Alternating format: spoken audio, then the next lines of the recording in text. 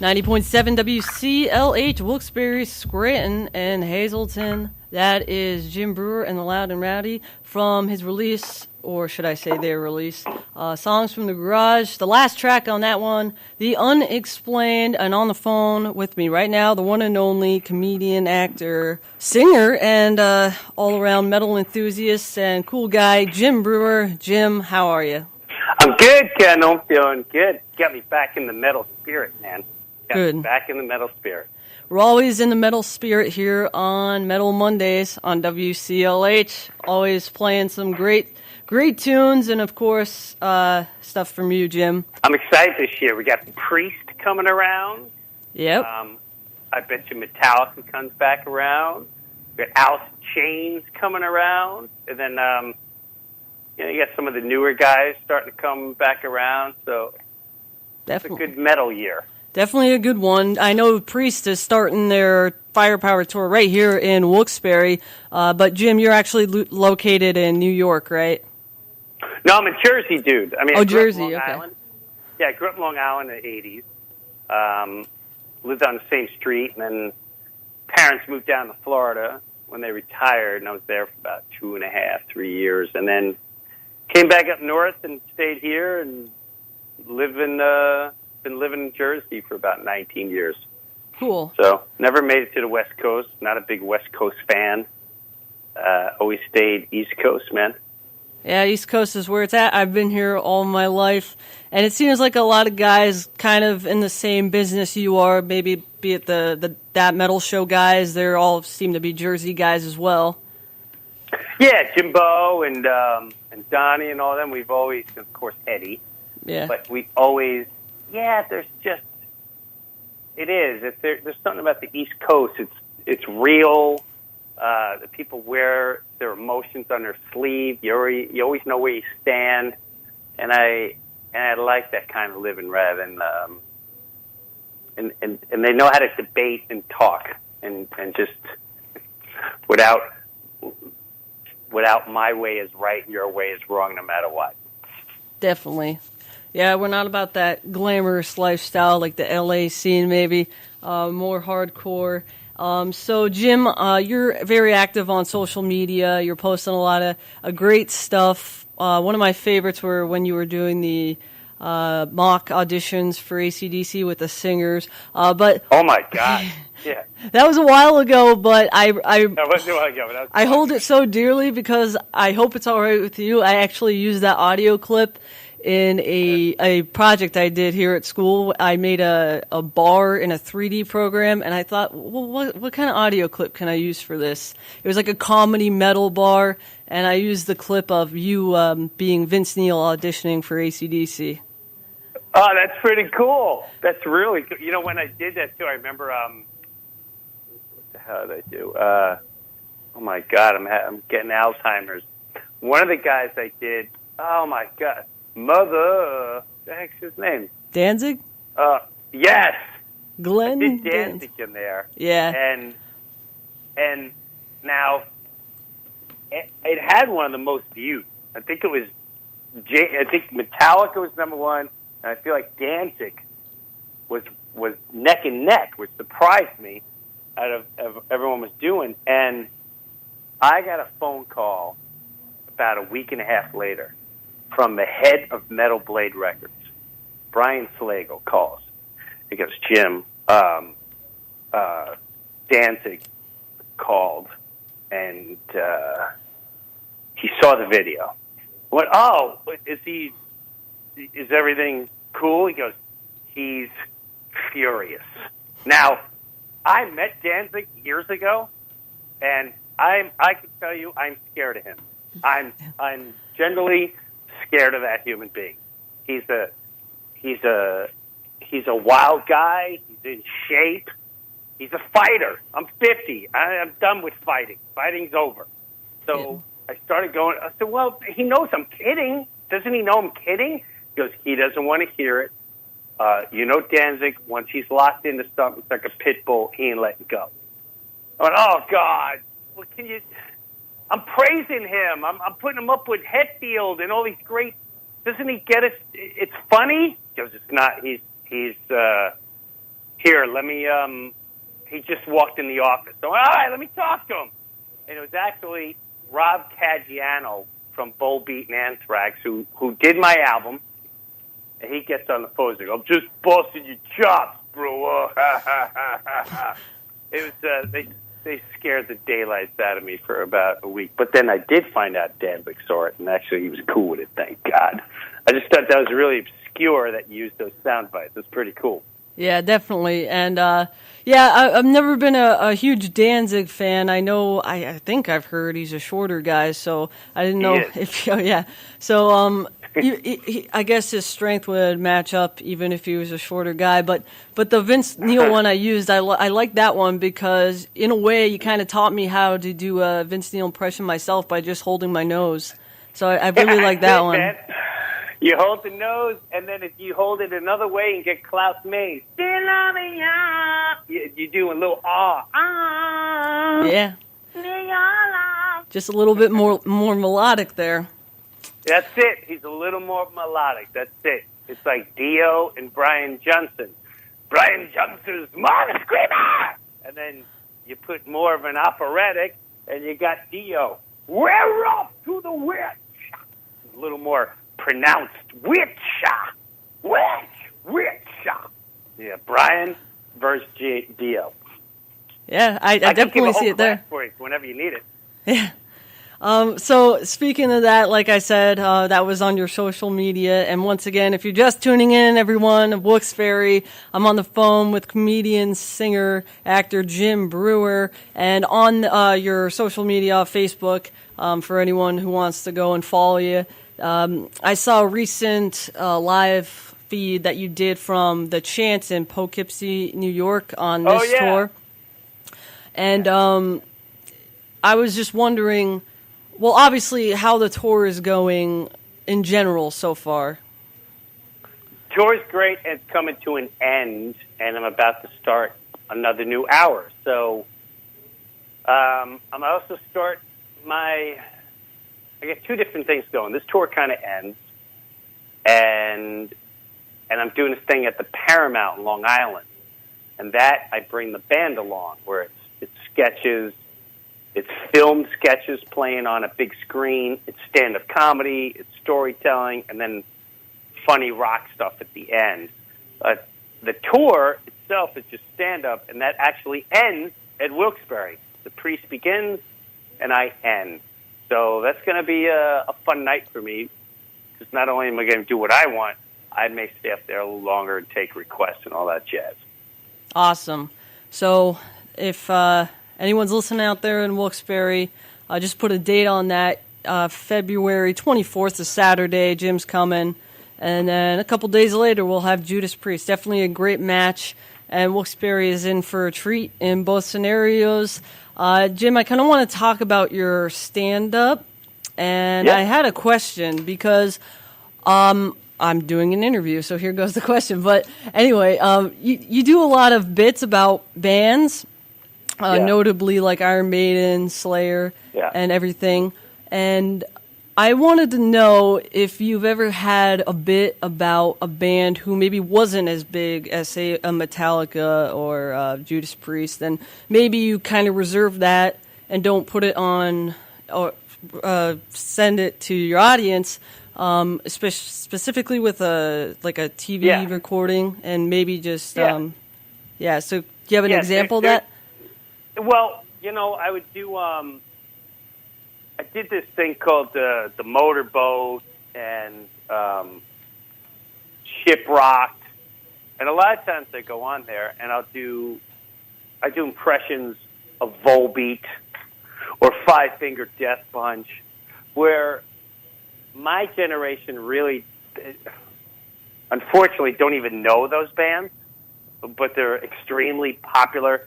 Some people, Five Finger Death Punch, they go either way. They call it, it's so funny the way metalheads are. They're so, I've heard people say they're Walmart metal or whatever but at the end of the day, they bring it and they crush it, and then you have Volbeat.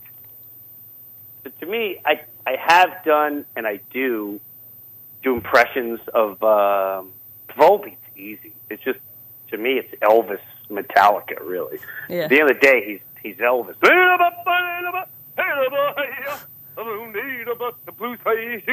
And you put some heavy riffs behind him, and you got Volbeat. Throws in a little once in a while, and you put some killer riffs, and there's your Volbeat. And then Five Finger, I remember going on a cruise and imitating Ivan, given the rules of the cruise, and it absolutely crushed. I think it was a shipwreck, but I don't. That's why I like the Paramount that I'm going to be doing this residency in New York. It's the only place I can really do it because I bring a band. I can take chances there at the very end of the show. When I'm on the road, a lot of people don't know those references, so that's why when I do a special or I put out there, I stick to the bigger names because more people get it. Yeah. And like you said, you were doing the cruise, and I'm assuming anyone on that one would definitely get it. And probably, a couple people at your shows. So 90.7 WCLH, I am on the air with Jim Breuer. And of course, Jim, I'm sure you add metal into your comedy sets because you're a metalhead, a diehard. But in a sense, do you maybe also do this to kind of keep the spirit alive and well, just for even the people who may not get the hardcore jokes? Yeah, absolutely. There's a piece of me where I talked about last year going to a Metallica concert. So there is a part of me that I want people to still listen to that music and understand it. I do get that it's, I won't say it's on the out, but it's getting outdated. Or what I say is pop culture, dance, pop, rap, they have the billions of dollars to promote their music, where the rock doesn't have that anymore. At the end of the day, it all comes down to what's being promoted. And right now, the kids listen to anything but that hard rock and metal. And, so for me and whoever, just constantly keep it out there. And that wave will come back.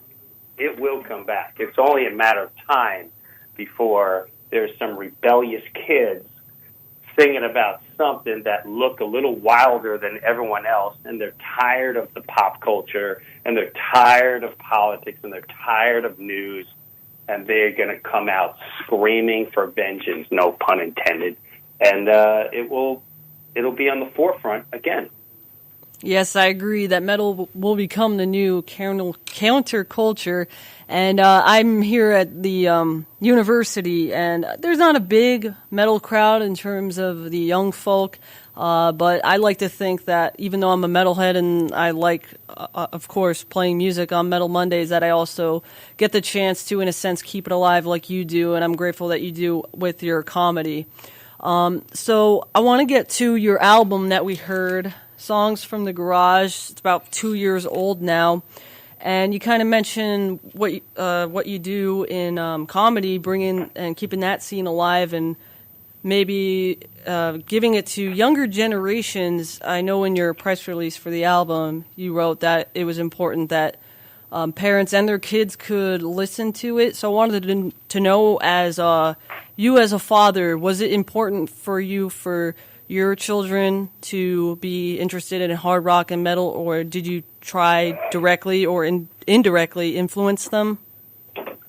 Oh, without a doubt. I think it's more, I'm more hoping that they would listen to good music. If it turns out whatever style, as long as it's good. And I listen in the mornings and these guys they're not even singing. It's a computer, and but that's what they're listening to. So when I did make this, part of me too, I just wanted, there's this thing about metal where people think skulls and devil and it's dark, where I'm probably one of the most faithful, spiritual men you'll ever meet in your lifetime. I do nothing. I'm an optimist. I always find the light in everything. I always look for the inspiration, and a lot of that came from listening to hard rock and metal. And part of this was kind of breaking the persona, given it, there hasn't been Van Halen when they came out years ago. They were a hard rock, not so much metal, but they always had they drove the music home with hard licks and Eddie, but they always had a little bit of a smile on their face. They weren't, it wasn't goofy, but you're like, there hasn't been anything like that in a long time. I was kind of hoping for that kind of attitude where you're coming to see a hard rock show, but no one's really taking themselves that seriously. It's really just a good time. The lyrics are a little funny, but some of them are not funny and heavy, and just thought, but, I don't have the money to promote that thing. At the end of the day, that's what it comes down to. Yeah, and I definitely agree with what you're saying. It seems from my perspective that, like you said, quote, like good music. I mean, I don't know exactly your opinion or your definition of that, but I'll assume it includes heavy metal. But outside of that, it seems like it was limited to a generation, maybe even your generation. Of course, though, there are still a lot of hard rock and metal bands, new bands coming out with great stuff. But in terms of like the pop culture that you mentioned, I mean, I'm not really a fan of that much. Oh, I can't stand it. Yeah. There's a few here and there, but I can't. I'm done with it. I'm exhausted by it. I get it and I don't get it. It is what it is. But not a huge fan. But hey, it's America, and we live in a capitalist world, and whatever gets you that house, baby. Cool, definitely. Once again, on the phone with Jim Breuer, comedian, singer, and we're talking about his album, Songs from the Garage, Jim Breuer and the Loud and Rowdy. And going back on that idea that you kind of wanted parents and their kids to be able to enjoy this album, and just generally a clean comedy, which I've heard many comedians say that's kind of harder to do, clean comedy, but still be able to deliver some great material. I wanted to ask you about what I think is the opposite of clean comedy in this world of comedic metal releases. I wanted to ask you your thoughts on Steel Panther. That's interesting. Well, I'll tell you this: they're amazing at what they do. Not my cup of tea. Mm-hmm. Only because I was more of a nerd metalist, meaning, I grew up and I was into the hard. I was into the thrash, the hard. Metallica taught me. When at Leper Messiah, my father was in the war, and as much as we glamorize war and all that shit, you listen to a song like Leper Messiah, and it gives you more of an understanding of what it really comes down to. And then even religion, like organized religion, I would listen to before I said Leper. That's what I mean by Leper Messiah. Back in the Front. The lyrics and the music would make me think and really, really look into things. Where those guys do a great job at being funny. They're brilliant, I think, at the music, but they're the part of music that drives me nuts. That the sex and the. Don't get me wrong, we all love sex, but that's the part for me that made it poppy and ruined it all. So I don't. I've seen them; they're amazing. They absolutely kill it. Best musicians, just not my cup of tea. That's all. Yeah. Well, Jim, I know exactly what you're saying, because even when I take it to a specific band that I like, say like my favorite band is Dokken. I Oh my God, I love Doctor. Yeah, I appreciate and love their songs that are more so towards the middle of the career, the 95 Dysfunctional release, when the lyrics were, like you said, they were more thought-provoking, and you said you would think about them all the time. And I still love the classic stuff, but it's I can't really compare it to the lyrical content, just, having more thoughtful songs. Yeah. So I get it. It's interesting. It's really funny because really metal nerds always ask about Steel Panther. And it was funny when we talked about touring my album. Like, what do you think about touring with Steel Panther? And I went, hey, they got a big following. I think we're a little different, but hey, whatever. Sure. If they want to bring us out, that'd be cool. But there was a little bit of we're just two different beasts. We're two different beasts. I agree. So 90.7 WCLH, if you're just tuning in, I'm on the phone with Jim Breuer. And just a couple more things before I let you go here, Jim. Of course, we were just talking about your release Songs from the Garage, and I know you said you had some more comedy stuff in the works. What about music? I haven't. I'm going to take a different angle on the next one because it's so hard for me to go in that world, meaning for people to accept it. When I think I almost should have been a different name when I made that album. We kept going back and forth, and I said, I don't want to do my name because people are going to go, what? Who? The guy from Hit? What? Where if I just made up a name, I wonder if people would went, dude, this song is pretty cool, or this song is pretty funny, or check this out. I really like it. So trying to sell that concept of Jim Breuer, the comedian, trying to do a rock album, I think was pretty difficult to put out there. But at this stage in my life, so I do want to make another one. I think I have to be a lot sillier and funnier on the next one, unfortunately. Well, I guess do what you got to do. I would say do what your heart tells you. And if any comedian were to make a metal album, as you did, I'm glad it was you, and you were definitely the guy to do it. So I'm glad you're coming to Wilkes-Barre, the FM Kirby Center, on Saturday, February 24th. Are you familiar with Wilkes-Barre at all, Jim?